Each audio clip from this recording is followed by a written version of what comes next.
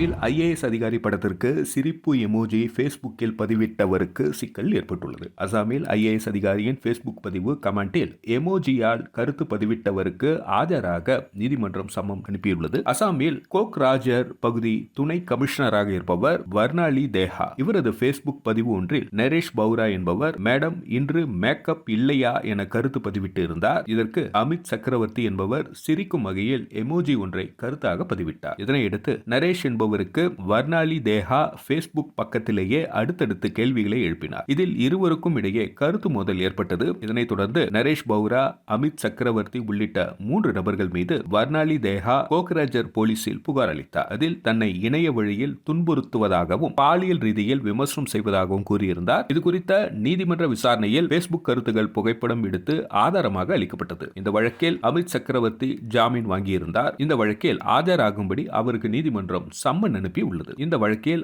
ஆஜராவதற்கு 273 kilometre தூரம் பயணம் செய்ய வேண்டியுள்ளதாக அமித் சக்கரவர்த்தி கூறியுள்ளார். வர்னாலி தேஹா ஐஏஎஸ் அதிகாரி என்பது தனக்கு தெரியாது, சிரிக்கும் வகையில் எமோஜி வெளியிட்டதற்காக ஜாமீன் வழங்க வேண்டிய நிலைக்கு தள்ளப்பட்டதாக கூறியுள்ளார்.